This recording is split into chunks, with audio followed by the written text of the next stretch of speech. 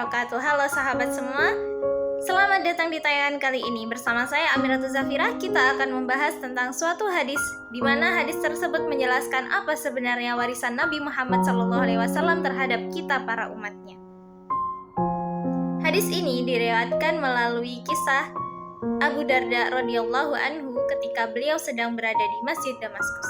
Mari kita simak hadisnya. Sana Musaddad bin Musarhadin haddatsana Abdullah bin Dawud sami'tu Asim bin Raja bin Hayawah yuhaddisu an Dawud bin Jamil an Katsir bin Qais qala kuntu jalisan ma'a Abi Darda fi masjid Dimashq faja'ahu rajulun faqala ya Abi Darda inni ji'tuka min madinati Rasulillah sallallahu alaihi wasallam li hadisin balagni annaka tuhaddisuhu an Rasulillah sallallahu alaihi wasallam majitu lihajatin qala fa inni sami'tu Rasulullah sallallahu alaihi wasallam yaqul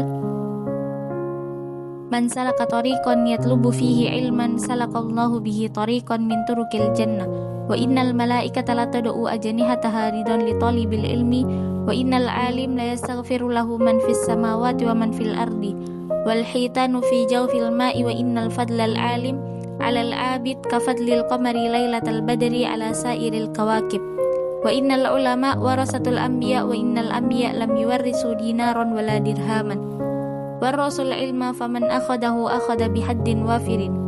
Haddatsana Muhammad bin al-Wazir ad-Dimashqi haddatsana al-Walid qala laqitu Shabib bin Syaibah fahaddatsani bihi an Utsman bin Abi Saudah an Abi Darda yakni anin Nabi sallallahu alaihi wasallam bima'nahu.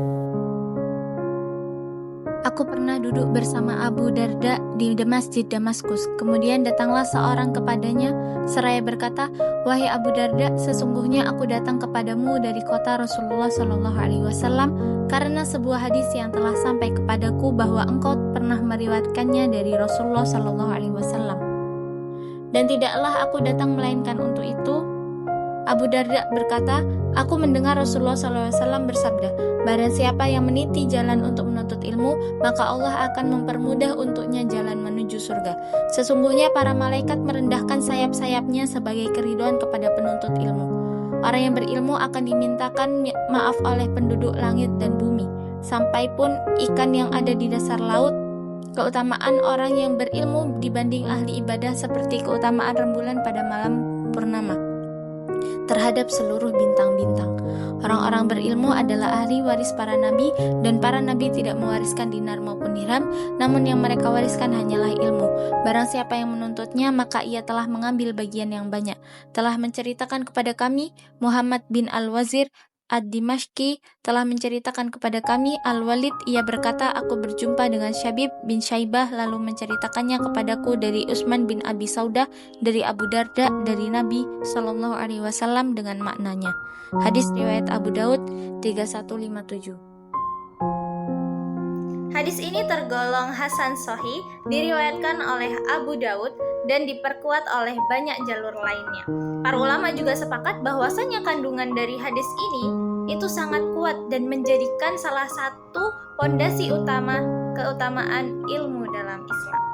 Nabi Shallallahu Alaihi Wasallam menegaskan bahwa siapa yang menempuh jalan menuntut ilmu, maka Allah mudahkan jalan menuju surga. Ini bukan sekadar aktivitas akademik, tetapi ibadah yang sangat besar. Ilmu menjadi pembeda antara mereka yang belajar menuju Allah dengan ketulusan dan mereka yang belajar hanya demi prestis, pujian, atau kepentingan dunia. Keutamaan orang berilmu bahkan lebih tinggi dari ahli ibadah sebagaimana bulan purnama yang terang benderang dibandingkan bintang kecil. Karena orang berilmu bukan hanya beramal, tetapi membimbing orang lain agar ikut beramal. Betapa mulianya kedudukan penuntut ilmu hingga malaikat merendahkan sayapnya sebagai bentuk penghormatan. Bahkan seluruh makhluk memohonkan ampun untuk mereka. Bayangkan, makhluk di langit, di bumi, bahkan di dasar laut mendoakan kebaikan untuk orang berilmu. Lalu Nabi SAW juga menegaskan bahwasanya para ulama adalah pewaris para nabi. Kenapa? Karena yang diwariskan bukan harta, bukan kekuasaan, melainkan ilmu. Siapa yang mempelajari ilmu agama, mengamalkannya, lalu mengajarkannya, dialah yang sedang meneruskan risalah kenabian. Ilmu adalah warisan abadi yang tidak akan hilang oleh waktu. Islam wajib menuntut ilmu seumur hidup. Ilmu adalah warisan abadi para nabi. Di dunia modern, ilmu jadi pintu utama menghadapi teknologi, krisis moral, dan perubahan zaman. Belajar dengan niat yang lurus berarti kita sedang membawa amanah para nabi. Kuliah, riset, tugas, semua bisa bernilai ibadah selama diniatkan untuk kemaslahatan. Di era digital, ilmu bisa diwariskan dengan satu klik. Tapi ingat, beda antara berbagi ilmu dengan niat lillah dan berbagi untuk mencari popularitas. Warisan Nabi adalah ilmu yang disampaikan dengan keikhlasan, bukan demi keviralan. Guru, dai, mahasiswa, perawat, pedagang, semua bisa menjadi penerus warisan Nabi jika pekerjaannya dilandasi ilmu dan ketakwaan. Karena ilmu tidak hanya yang tertulis di buku, tetapi juga yang diwujudkan dalam akhlak dan pekerjaan. Sahabat, warisan para nabi bukanlah harta yang habis, tetapi cahaya ilmu yang terus hidup. Barang siapa yang mengambil ilmu itu, maka sesungguhnya ia telah mengambil keberuntungan yang sangat besar. Semoga kita menjadi bagian dari pewaris para nabi melalui ilmu yang kita pelajari dan yang kita amalkan.